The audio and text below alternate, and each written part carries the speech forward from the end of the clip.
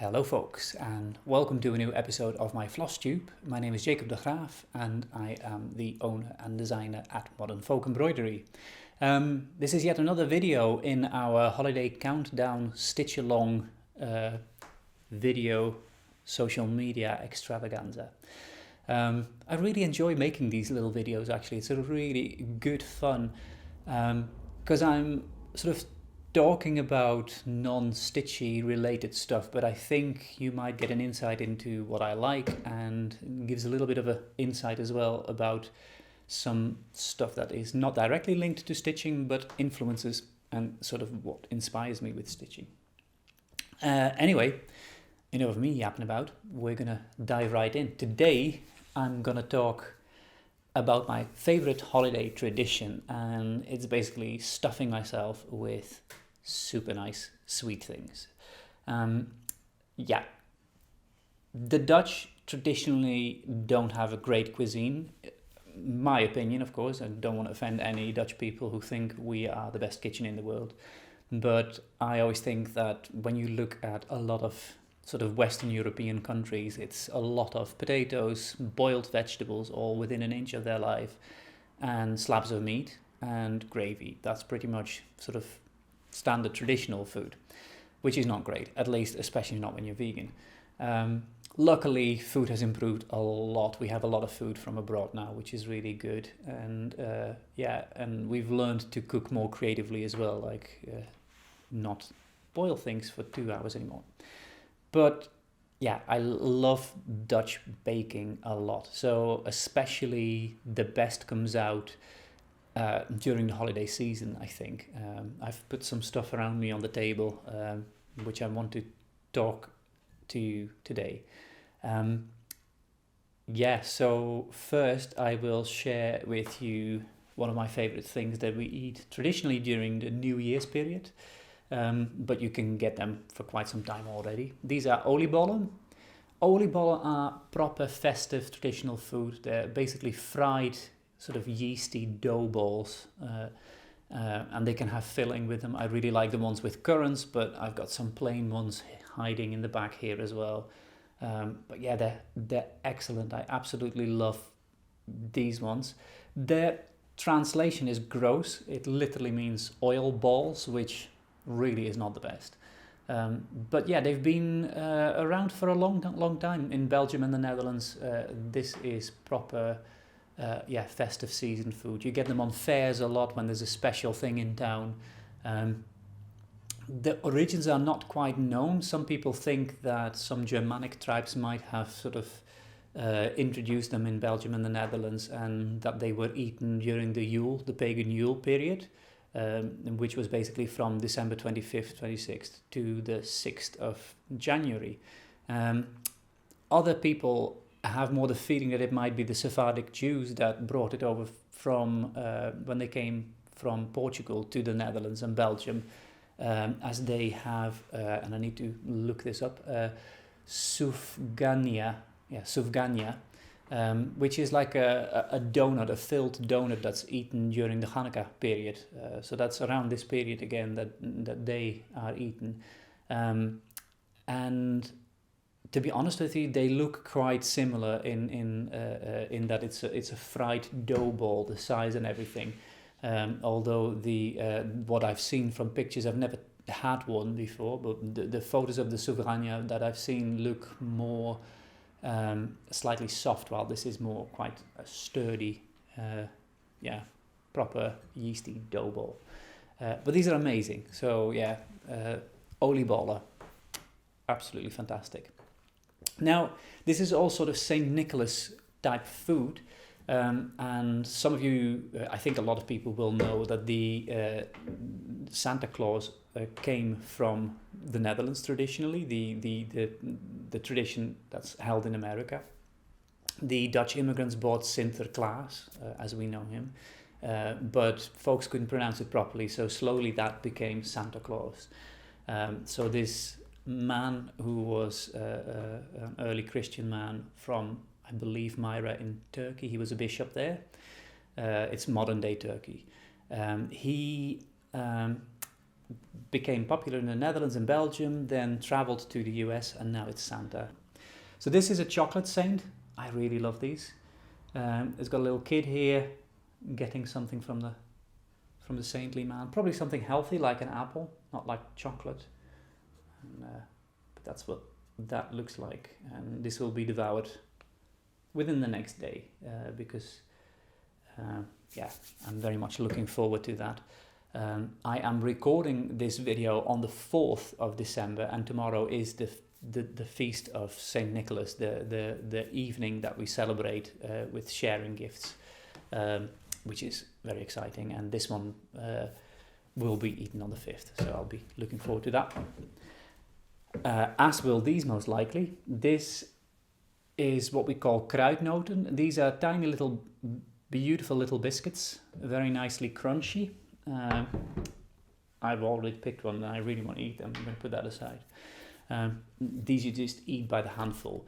Kruidnoten literally means spicy nuts, and they are a beautiful mix of white pepper, cinnamon, cardamom, ginger, cloves and nutmeg, and it's super tasty. So a lot of people call these pepernoten, pepper nuts, but traditionally pepernoten are actually slightly soft, chewy, irregularly shaped pieces of biscuit, and they have aniseed as their main spice ingredient. And there's no aniseed in these, but they're beautiful. I really, really like them. A similar shape, a similar recipe is the speculaas pop, speculaas dolls. And the reason that they think this is called speculaas is because of the Latin word speculum. There's a whole bunch of theories, but for me, this one seems to be the most fitting.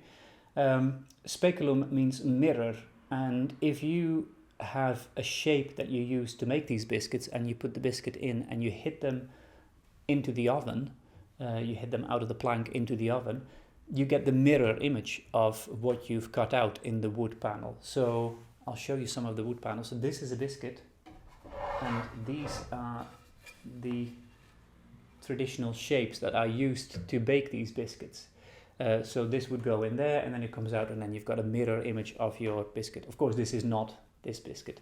I had tried to bake these myself, and it was an absolute disaster, and I blame my tools, because why not? But yeah, no, seriously, it was just really, really bad. I was trying to use a slightly older plank and it did not work. I had my recipe wrong and it was a disaster. I tried it twice. The second time it was slightly better than the first time, but I've decided not to try this recipe again. I will try again next year, but for now, yeah. But I'll share you some of these beautifully cut pieces. So these are very simple. These are very basic folklore designs, and they're not very special or old. This one is quite cute, I thought. I'll show you that one. This is a very traditional one. This is a fisherman who's got a whole bunch of fish. A lot of these planks, they're highly collectible and they're highly sought after, and they can become very expensive as well. Mine are not that exciting. I have here a horse and cart, like an omnibus, I think it's called, which is really cute. But this again is not a very old or detailed plank. I've seen absolutely stunning examples in some of the museums that we have here. This one is slightly better, this plank, and it has 6 biscuits. So there's 3 on this side and 3 on the reverse. And I love that this has musicians. There is a lute type player, a man with a viol and something, I don't know what this is. And then on the other side we have a man with fish, a lady with a basket, and I think a man in an orchard picking apples. But they're always sort of things that are very relatable for people at the time, things that would sort of really appeal to the public at the time. And these planks were cut, and they would really show fashionable things for that time of year, and that people related to at that time of year. which is quite interesting. Like for us now, we wouldn't even know who the person depicted on a plank is, but people then would recognize that as being a famous person of their day. And yeah, that was sort of like a really cool thing. My nicest plank is this one, which has two really lovely, I think they're both ladies. It's very hard to say, but I think they're both wearing skirts and they're really in traditional garb. And that's a really lovely plank. I bought this one in an antique shop, and this is the most nicely carved plank that I have in my collection. But they're just beautiful pieces of folk art. I think they're really stunning. And I was actually inspired. So when Caroline and I sat down back in April to sort of plan a little bit, like what are we going to do for the countdown calendar, and what are we going to do as little extras. We were talking about favorite traditions, and I started thinking like, oh yeah, that's an easy one, food, because it was April, but I was already looking forward to these.